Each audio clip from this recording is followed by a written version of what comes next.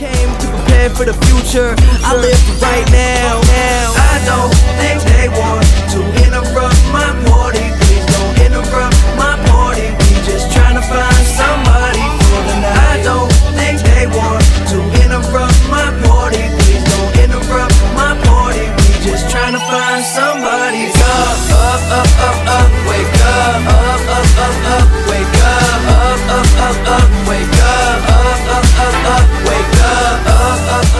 What's up, everybody? It's your boy Jacob, also known as Pick Management, here with my guy Greg, aka Mr. Smackington. We are back with Week 15 NFL Best Bets right here on the NFL Betting Insiders. Me and Greg have been smashing the season so far this year, and last week I gotta say I got to my own horn. I know we didn't have a show, but if you're a subscriber, you killed it. 54 units on Sunday, 17-3. It doesn't get much better than that. Mr. Smack over here also had a fantastic week again, and we're gonna be back with regular shows to finish out the season. We'll be back with the Christmas Day show. We have something special coming up for Christmas, and we are doing all sorts of awesome stuff. Make sure to check us both out on Winnable. You can also find my official record on Juice Reel, and Greg also is now one of the Winnable handicappers over there. And has been smashing for his subs. So make sure you give him some love and go check him out on Winnable. The link is below. But Greg, how have you been? It's been a couple of weeks. Are you ready to get into this? Yeah, man, I'm ready, man. We pulling up and approaching Christmas. You feel me? Ho, ho, ho on they fuck ass. Yeah, Christmas is coming early because we got some gifts to give you guys. And I think the books have given us some gifts to bet on this week. And I'll tell you, I'm going to start with this Dallas versus Carolina game. Listen, Dallas on a really short week, just played on Monday, had a tough loss to Cincinnati, 27-20 on a blocked punt, and now they are out of it. They have nothing to play for. Their season is mathematically over. And this game opened at like 1.5 for Carolina at home, who really has been playing much better. Their defense has been better. Their offense has been better. Listen, I know they just had two tough losses, but one was on the road to Philly. Philly has the second best defense in the league right now and is just smashing teams. And they only gave 22 points in that game, just to say. And Tampa Bay, another team that has been putting up 1 million points, and they only lost by 3 to them, 26-23, and then the 30-27 loss to Kansas City. I'm okay with all three of those losses with Bryce Young at quarterback for Carolina. And before that, when they played crappy teams, they won. Giants beat them. New Orleans beat them. So I think Dallas is in that league of lesser teams right now, especially on a short week. So I really like Carolina to get it done here. I took them on the money line at minus 150. We had missed a better number. It was at 120. So everyone is smashing Carolina here. I mean, sharps and squares. So no matter which category you like to put yourself in, you might want to take Carolina here. But Greg, what do you think about this one? Yeah, I love this game to go in the under. I just definitely don't see a lot of scoring. The weather's not going to be as good as what the Cowboys are used to coming from a dome environment. It'll be more so poised for Carolina Panthers ball. We was just discussing, like you said, Cowboys really ain't got shit to fight for. I didn't even look at that aspect of it. I just more so looked at it like, damn, these grown men, and we've been getting our ass whooped, and we just definitely don't want to get our ass whooped again by this rookie who has been looking quite phenomenal. So I just expected this game to be somewhat of just a ground battle type of a thing, you know what I'm saying? But I will say this: I do notice right now, I do see Trey Diggs ain't playing, so that secondary gonna be weak on. Okay. Yep. Both sides actually have a few players not playing, but everyone else, for the most part, is going to play. Tyron Smith is going to play for the Cowboys, so at least Cooper Rush might have a little bit of a second to throw that thing out of bounds. You know what I'm saying? I don't know, but I just really love the under here. I just feel that the way the Panthers has been approaching each game week to week, they have been getting better, becoming more of a team camaraderie type of a feel. Like, I watch your back, you watch mine, offense and defense. So I just love the total aspect of how Carolina's been playing. And the Cowboys, I just felt like, damn, yeah, they just had been having some close games. They ain't really been going super over because we know the offense hasn't really been poised to do such. The defense has been more so trying to keep them more in games, which is what I felt they would have did Sunday. Yeah, I agree with everything you said. And this week, Dallas secondary right now is going to get picked on. I think that they're actually going to get run on a lot, because they're not going to have the players to cover all the different schemes and this. I love Chuba Hubbard run. So I like this team to get it done running. I think the Cowboys are like 28th in the league. Yeah. No, I'm sorry, 25th in the league in run defense. The Cowboys are. But you know what I do like a lot for this Carolina team? A guy from Minnesota who used to be great there, has been on injury reserve most of the season, has only been back for a few games. But in the 3 games since returning, Greg, do you know who I'm talking about? Yeah, Adam. Yep. All right. Adam Thielen. 3 games since returning from injury reserve, he has topped his over 50.5 receiving yards in those 3 games, 57, 99, and 102 yards. He's the favorite target. Yeah, for sure. Not only is he the favorite target, but he leads the NFL in target share in the last 2 weeks, 28%. He has 17 catches on 21 targets. And Dallas has a secondary which has given up more than this number to 9 receivers over the last 7 weeks. So that's 9 players have gone over 50.5 yards in the last 7 weeks. So that is a lot of people getting a lot of yards. If you're a fantasy person, you might want to pick on Carolina this week. Just saying. I know it's championship week for a lot of people. So if you got Adam Thielen on your bench, you might want to plug him in if you need him. But yeah, that's all we have for this Dallas Carolina game. That's all for you, right, Greg? Yes, that's all I have on the Dallas Carolina game is the under for sure. Probably looking at considering a few field goals perhaps from Brandon Aubrey, but other than that, there's nothing else heavy that I love. But that would be also something highly to look into is the Brandon Aubrey for the kick. Sure, it's good. Yeah. All right. Moving on, we are going to another game with a lesser team facing one of these high-powered offenses. Bengals versus Titans. I almost didn't put this on here. I added it at the last minute. I did take Cincinnati -4 in this because listen, Bengals aren't totally out of the playoff picture. They have to run the table, which starts here, to make it to the playoffs. And I think Joe Burrow can do that after a crazy win last week. On that block punt. That is energizing for the team spirit to win a game like that. That keeps their hopes alive to continue to maybe make it to the playoffs. And listen, this Cincinnati team is dangerous when they're healthy, and they're healthy right now. So they are taking on a Titans team who are 2-11 ATS this season.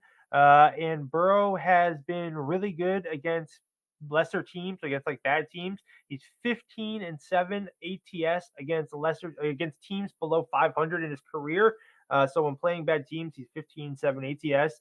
And while this is a shaky Bengals defense, I think that they will be okay because they are also 11-4 ATS in the second road game with like 2 road games in a row. They're 11-4 ATS in this spot. So I like a lot of that.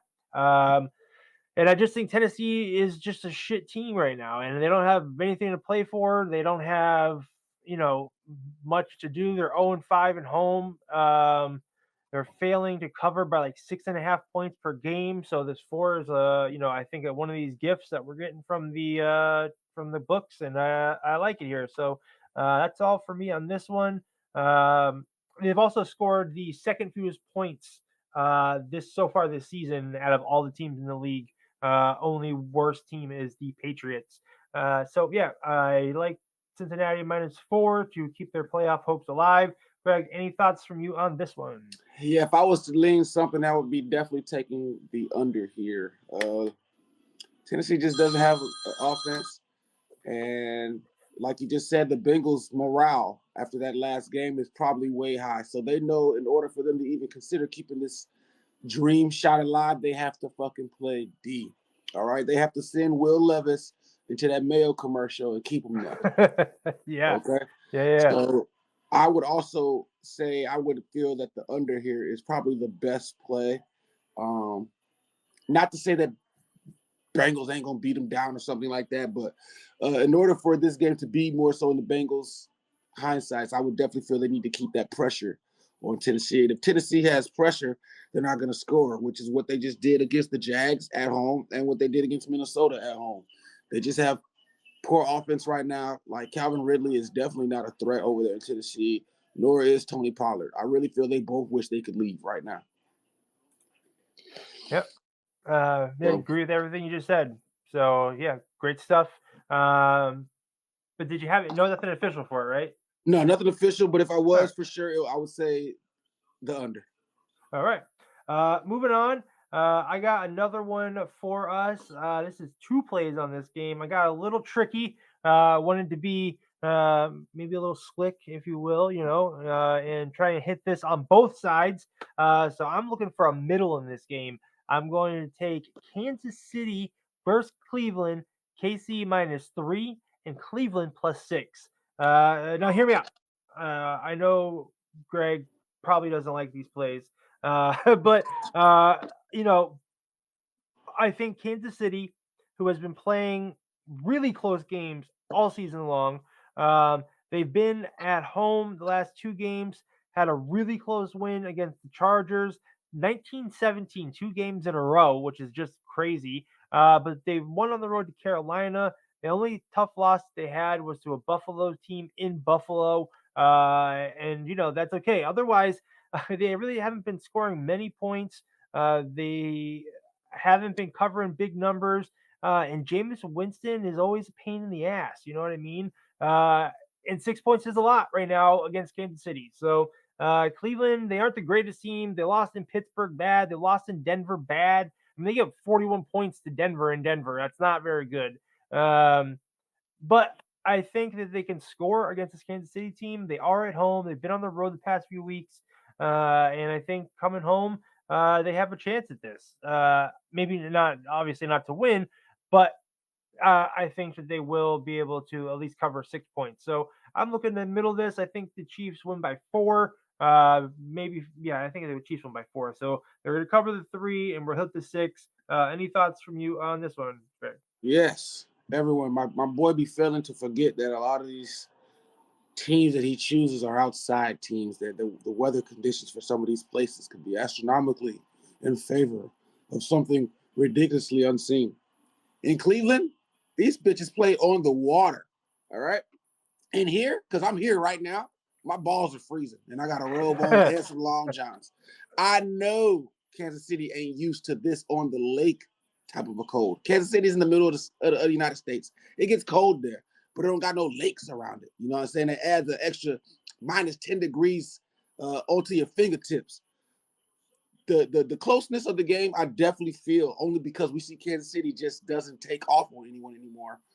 They just win games, if I would say. You know what I'm saying? So I think that they really have been playing more so chess with their opponents in the past 2 years, just trying to maybe make them believe that they're in the game or they have a chance to win, and then next thing you know, my homie.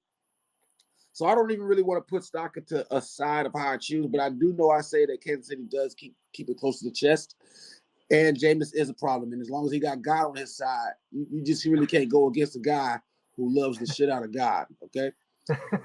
Now, all right. For me, I definitely see this more so being anything other than a pound and ground game because of the weather conditions, and we know that the Chiefs definitely don't want to come in here to try to lollygag. I think they need to keep a poised game. This is the first game back for Kareem Hunt to come face his former team. I expect to see a lot of Kareem Hunt, okay? A lot of him, all right? But I definitely also still see this game going in the under. There's just really nothing else for the Browns to try to focus on doing besides trying to keep the Chiefs out of the end zone. Both sides they seem like they're pretty healthy, even though we know the Browns ain't going nowhere. But Stefanski always tells them shit like, "Hey, we're 0-0, okay? Don't worry about the record, all right? We're just trying to go out here and get the plays right. Like that's where they're at, probably right now in Cleveland. But they still give it their all for their fans. Okay, that's the one thing I do love about the Browns is that they try to give it all for their fans. I definitely see. I will say, I did just peek at the weather, and there is going to be lousy weather for this game. So I might be taking a look at Pacheco over 13.5 carries. It's minus 120 right now for the Chiefs. He's had 14 plus in 12 out of his last 14 games going back to last year's playoffs. And with the Browns have been giving up a lot of runs per game to running backs. That number was 23.2, and in the last 3 games, it's been 26.3 rushes per game. That is twice as many as Isaiah Pacheco's now you're talking. Game. So let's look at this over 13.5 minus 120. I'll add that on as an official play too. So I would say I would take this to go over 2.5 field goals total whole game for both sides. Oh, I like that. Yeah. Hopkins is definitely getting me. Let me take a peek at what that is. 1 sec. Hopkins is getting me too, and I know the Chiefs, Buckner, whatever the fuck his name is. Yeah, he's gonna get me at least one, but I definitely feel over 2.5 for the whole game. If a person wants to push it up to 3.5, sounds good. It's 4 quarters.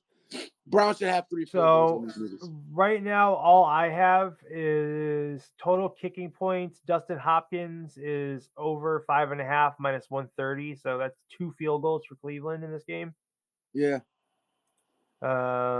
Take a peek at Greg's winnable or my social media when it gets closer to game time. When we get better points on this like better lines on this game, we will let you guys know. So yeah. There is one more. Okay, he's got one more. Look into the sacks for the Chiefs on the Browns. Jameis Winston. Sure. He falls to the ground a lot, so I forgot to even think about that because I was gonna skip this game, but that's another one to consider looking at, man, is the sacks that the Chiefs will place on Jameis' ass. Yep. All right. I think it's probably at 2.5 or something small. Sure. We're not going to talk about all these games, but we do have another 1 o'clock game that Greg has a best bet on. Greg, why don't you talk about this Ravens versus Giants game? Ravens minus 16.5 points, minus 115, 1,600 on the money line. Over under is set at 43. But Greg, you have the best bet. Go ahead. Well, I'm gonna tell y'all like this here. All right, this is what I came up to the conclusion with this lovely game here, which is going to be played in New York. And I also did look at the weather. All right. Now, for some reason, the Big Apple wants to look like it's the summertime in December. Okay. So for Baltimore, they're used to this kind of a weather, just being a nice clear day up north, maybe a little wind chill, you know what I'm saying? Nothing major. But Lamar's used to it. The Ravens are used to it. Okay. The Ravens have been so trash first quarters. Like, for the last 4 or 5 games, I mean, they have been ridiculously trash. All right. All right. The Giants have been ridiculously trash themselves, giving up points to teams in the first quarter. I just think this is one of them games where it becomes clear as day for the Ravens that if you guys don't start off strong, I'm fucking done with you guys. I'm done. Sure. I feel the world should be done with you because you guys play with too much stuff on the field. All right. I don't know what John is doing at head coach. He needs to call Jim. They need to have a discussion, call the dad or something, because I'm not liking how he's running this Ravens offense right now. Sure. I agree with what you're saying. Just to tack on to that. I'm sorry. You said what the play was, right? No, I didn't say it yet. Oh, okay. Go ahead. You finish. Go ahead. Finish. Yeah, I was going to say, due to what has been happening with this, and I didn't feel that the value that they was giving for this quarter one play, which I'm taking the Ravens over 9.5. Now everyone else, you can for sure take it over 6.5. I definitely know the Ravens is going to score at least a 7-piece McNugget in the first quarter. But the way that they got the value for them to get 10 points, I got to take it because I definitely feel a quick 3 and out twice for the Ravens. Ravens is getting in this. I think they get 14. All right. I think they really get 2 touchdowns on the Giants first quarter to solidify how they will look at or handle the rest of the game. Their record lets it be known that they don't want to come out here and play no 4-quarter grind out with the Giants. All right. They really probably want some rest. And the only way they're going to get rest is to get out in front of the Giants. Yeah, Drew Lock, I like him. This is his 3rd game in what, a year? Give Drew Lock a little more time. He will be a little bit better. Drew Lock's not playing. Giants. It's not Drew Lock. It's Tommy DeVito. That's right. It is Tommy DeVito. I forgot. I did just read that. Yeah. They definitely gonna they definitely better get me fucking 10 points first quarter with Tommy DeVito. Listen, when Tommy DeVito got announced for this game, the spread went so high that it became the 4th highest spread for a home underdog in the last 100 years. Bro, that means I might SGP this game and just I might do the sacks, I might do the DeVito interception, I might do the Lamar 2 touchdowns or 3 touchdowns. He might run for 1. But all jokes aside, the best play that I see for this game is the Ravens quarter 1 over 9.5. Just get that shit out the way and be done with them. Like, why even wait for the Ravens? Giants, middle of the pack for points allowed, but they have just been so bad that they don't have nothing to play for, really. And because of that, I think that I totally agree with you. I think Baltimore's all over this. Baltimore has only won by more than 7 points in the last 4 weeks. Haven't won by more than 7 points in the last 4 weeks. And the Giants have lost by more than 14.5 3 times this season. It's a lot. And even though we know the Ravens going to give up points, I just don't think they got a way to give up points to a team that's still trying to find receivers. Neighbors is back. Neighbors probably ain't even got no pass from DeVito since week 2. I mean, I'll be looking at some Derrick Henry props in this game too. Giants are 28th in expected player. He should definitely hit 100 this week. All sorts of stuff. Definitely hit 100 this week. Yeah. He has Derrick Henry. I'll tell you this: Derrick Henry has a rush of 27 yards or more in 9 games this season. So his over 20 and a half yards longest rush is -110. Might be taking a peek at that. I think he might get a touchdown or 2. Yeah, I definitely think he's in his own. Man, Harbaugh, like I said, it's really just Harbaugh. He is really our mystery. We just don't know. And Lamar, I think, respects Harbaugh so much. That's why we don't see Lamar call any audibles, hardly ever. Right. He does what he's told. He does what he's fucking told, man. You're right, bro. He loves Harbaugh so much he will not sacrifice the audible for the game of the team for some reason. I don't know. I don't know. Hopefully his mama moving on though, because he was talking about bad from that last game when they had against the Bengals, how they was letting it slide away. His mama told him, bitch, you better take over, put these games in your hands. So hopefully that did it, because he might not be able to come home for Christmas. All right. Moving on though, we are going to talk about the Buffalo Bills, who are taking on Detroit, which would be a really exciting game. They are had a brain fart there. So I'll tell you, I really like this game to be super close the whole time. Shootout, million points, you name it. It's going to be all right. I'll tell you this: Detroit last week 34-31 to Green Bay. Buffalo just played a 44-42 game against the Rams. They put up 35 points against San Francisco, 30 points against Kansas City, 30 points against Indy, 30 against Miami. I mean, I know Detroit puts up a lot of points too, and their defense has been playing lights out, but I'll tell you, the teams that they really dominated against defensively were Jacksonville and Indy. Chicago, that put up 20 points. Like I just said, Green Bay put up 31. Houston put up 23. So when they play, teams with lesser defenses, and lesser offenses, they take advantage of that. But that is not this Bills team. This Bills team is out of control when it comes to scoring. Josh Allen rushes for 1 million yards against everybody. He had 82 yards at the Rams, 54 yards at Houston, 50 at Indy. But I'll tell you, Detroit is the best team in the NFL and the highest rated team at home. And the Bills are 10-3, and their 3 losses are on the road. They're the top 2 scoring teams in the NFL. And Detroit has the number 2 offense in the NFL. So a lot of stuff going on in this game, right? Something else to think about: Detroit defense is also allowing 318 yards per game, which is a lot, especially if you're going to play an offense that puts up more than that on the regular. I think getting 4 points in this is a gift. It's available for a pretty reasonable price, and I also took Detroit on the money line, also at a reasonable price, -145. So I mean, we're guaranteed to win one of these. So that's one thing to think about. But I think we hit both of them here. I think Detroit has just enough to get it done here. I think this game sails over, but I'm not making that official. I'll be saving that for something else. Buffalo +4. I'll tell you, get the odds for you. Buffalo +4 is -170. A little juicy, but you know what they say. Sometimes the juice is worth the squeeze. Yeah.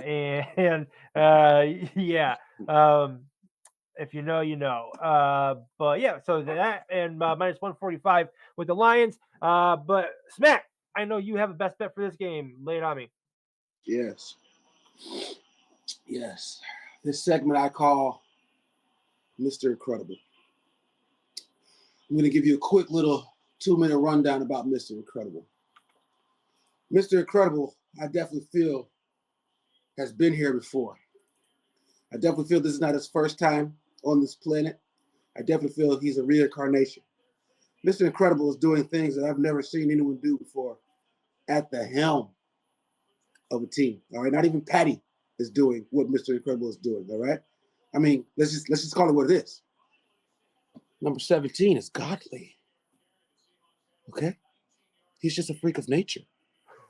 As I approach this game, Detroit has only one thing that they should be focusing on when they was in training, and that's how do we stop 17? You can't stop 17 because he's Mr. Incredible. Okay, so what I'm gonna do is, after my boy Jacob just gave y'all all those nice, valid stats on the points and all those things, I'm just gonna tell you what's conventional here. Like he said, this is one of the first weeks my boy has had no weather conditions. Okay, like zero. All right, and you gonna put Mr. Incredible in an environment with no weather conditions? Man, give me Mr. Incredible for 300 yards passing, receiving over. If you don't know who Mr. Incredible is, that would be Josh Allen, AKA Mr. Incredible. Mr. Incredible. Just in case you don't know. I might watch The Incredibles after we watch this show just so I can see Josh Allen at the cartoon. I like it. All right. Moving on. We have a couple more games. We're not going to cover all the games. We're going to try and hopefully do another video for Sunday night and the 2 Monday games, or at least the 2 Monday games for you on either Sunday or Monday. Probably on Monday, me and Greg, I'm going to talk to Greg after the show and try and put together something for a Monday night game. I got 2 more games to cover for you guys. I'm heading over to the Pittsburgh Steelers taking on Philadelphia Eagles. Listen, you know I'm a Steelers fan. I am diehard. I bleed black and gold. But he poops it too. This is a steep ask, right? So Philly has been dominant, all season long. Just been smashing teams, running through them. George Pickens is out. I get that, but Russell Wilson has been finding ways to score here, and 7 points is a lot. I think the Steelers and Mike Tomlin usually you want to take as a big road underdog. I mean, he usually covers this. I think that they'll be able to do just enough to cover this huge number. I think the Eagles are due for a loss. And Russell Wilson has a plus 100 plus passer rating in 5 of his last 7 starts. The Steelers have the better special teams here, and Jalen Hurts is just 2-6 ATS as a home favorite. Mike Tomlin 11-5 ATS as a road dog since 2022. And the other good thing here is Pittsburgh's defense is really good against the run. Philly likes to live on the run to open up their passing game, and I don't think they have that here. So let's go Steelers +7, which I think is another gift here.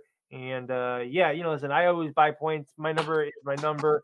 So I take it at +7. I like it. I think it's a gift. And Smack, any thoughts for you on this one? Yes, I'm taking Pittsburgh at the half. I ain't finna wait all game like you. Eagles suck first All right. half, and now they finna go against a defense that's got a defense. Okay, Eagles are really trash first half. Swear to God, on my life, you can go look at their last 6 games. Nigga, they might only score once in the second quarter, but they might not even score that much in the first quarter. Like they've had so many games in the first quarter that they ain't scored, just like Baltimore. Okay, you can't be doing stuff like that against Mike Tomlin. All right, straight up. I don't even really like the Steelers, but I just like how they got that dog in them. All right, Mike Tomlin breeds pit bulls. Okay, and if you was a Chihuahua when you got to Mike Tomlin, you done got on some weight gain, and now you a pit bull. So I'll tell you, first half so far this season, Philly is averaging 10 points at home. They Steelers trash. on the road averaging 11.1. Listen to me. Steelers first half is the lock. All right. Right? Money If you line? wanna Like sprinkle- Steelers first half money line? You can sprinkle that. I was gonna All just right. say you can sprinkle Steelers first half money, but I'm gonna just take that free because they giving them to me. You know what I'm saying? You could get Steelers first half +4 at -135. Yeah, you don't gotta do that. You don't need that many. Just you can Plus leave them at three- 2.5 plus if three- you want to. +3 is 105. That's what I'm gonna do. +1.5 is +120, and the money line is +175. That's beautiful. I definitely love the +3 if you want to, because I don't like pushes. You can put the hook on there. I like that +3.5. +3. I like that +3 first half too. Yeah, I like that a lot. Man, I'm telling you, dog. And they're in Philly, and the weather is not going to be good. And we definitely know the Steelers have really some of the worst weather versus Right. Philadelphia. Yeah, absolutely. So if we're going to worry about the weather, I'm definitely still taking the Listen, Steelers. I went to a Steelers versus Jets game one time, and we drove through a blizzard to get there. And I sat in like it snowed like 8 inches on me while we were sitting in the game. It was Oh, I know you crazy. grew a snow beard. I know you grew one. Oh, I can't grow a beard anyways. No, I didn't. The snow beard. I'm saying you had all that in a blizzard. Shit, how Oh, I it was was seeing. it was cold. We left at half. I told my dad, I said, we gotta go. I can't feel my hands or feet. And I had Yeah. like layers on. I was a little kid. It's gonna be a But, good one, all right. man. But I have one more game. I'm gonna ride with them Steelers first half, baby. All right. What's I next like game up? My last game here, I am going to go. The Tampa Bay Buccaneers are taking on the Los Angeles Chargers. Nice. Buccaneers +3, -115, +135 on the money line. Chargers -160. Over under set at 45. Listen, I think this Tampa Bay team is a total paper tiger. I get that they've been slinging the ball around, they've been scoring some points, but listen to who they've played, and they've got 3 wins in a row. But the Giants at the Giants, Carolina at Carolina, and Las Vegas. I mean, nothing to really call home about. They were pretty convincing wins. 28-13 Vegas, 26-23 Carolina was close, and then 30-7 against the Giants. But the Giants and Vegas are terrible teams. And the Chargers just had a bad loss to Kansas City. I think they're pissed about losing that game. They should have won it. They lost it in the last few seconds. They had a close win against Atlanta. They had a kind of a close loss to Baltimore, but they beat Cincinnati convincingly. They beat Tennessee convincingly. And I think Tampa Bay on the road, like I said, is a paper tiger. Bucks also without their starting star safety, Antoine Winfield, he'll be out. So that's actually their top 2 safeties are out because Jordan Whitehead has been out for a few weeks already.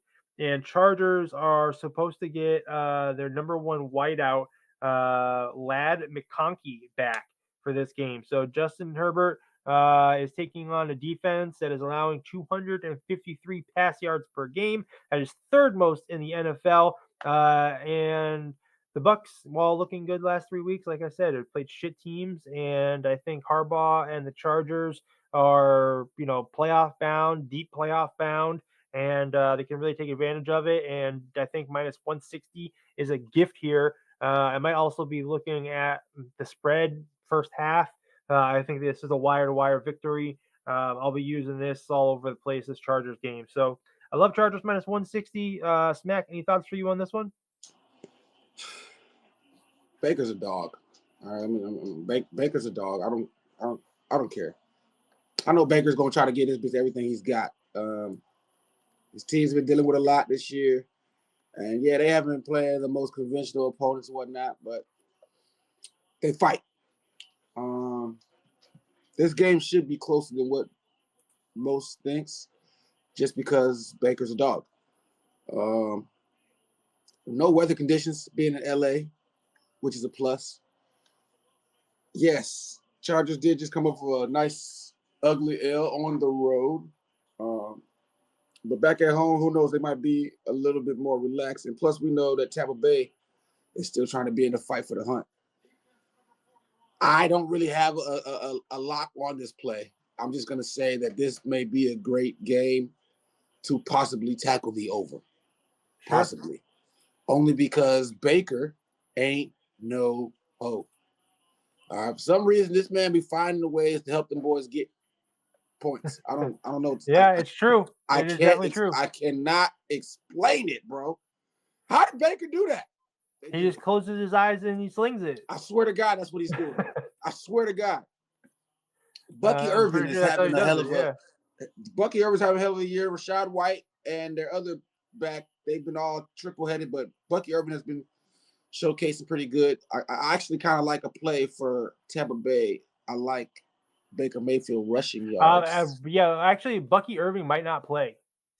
Definitely love Baker Mayfield's rushing yards over there. Yeah, so for sure. It's probably at 9 or some fucking corny shit like that. You know what I'm saying? But I don't necessarily have a play. I just feel convinced that this game may be a great over game. All right. So that's all of my best bets. That is Greg's too. If you want all of our picks for Sunday, you need to check me out on Juice Real Greg on Winnable. Our links are below. Go sign up for our subscriptions at those places. Get our plays instantly sent to your phones. It is both great services. But yeah, why don't you go ahead and recap your best bets? Okay, for sure. From your boy Smackerton, man. We're going to come in at the 1 p.m. game, and we're going to do it with the Cowboys versus the Panthers under 43. Then next up, we have the 1 o'clock game, the Ravens, quarter one, over 9.5 points. Like I said, you guys could take the 6.5. I'm not going to leave nothing on the table. All right. Fuck them Giants. And the last game that I have for sure is the Pittsburgh Steelers at the half, first half, baby. All right. And I'll recap mine real quick. I'll recap mine and then you can tell people where they can find you. So I'm on Adam Thielen over 50.5 receiving yards. Carolina minus 150. Kansas City minus 3. Cleveland plus 6. Pacheco over 13.5 carries. Cincinnati minus 4. Pittsburgh plus 7. Buffalo plus 4. And Detroit on the money line. And the Chargers minus 160. I'll have a bunch more plays, sweetheart teasers, parlays, anytime touchdown scores, you name it. I'll have it for you. Just $1.99 right now, my sub until Christmas. So make sure you check it out. Like I said, link is below at Pick Management Network. Hit the follow button. We're currently at 1,420 subs. So we appreciate the follows, the likes. Greg, tell people your social medias. Yeah, man. You can find me on X at Mr._Smackerton. You can find me on TikTok now also, and you can find me on Winnable, Mr. Smackerton. All right, that'll do it for us here at the NFL Betting Insiders. We will see you later. You came to prepare for the future. I live for right now.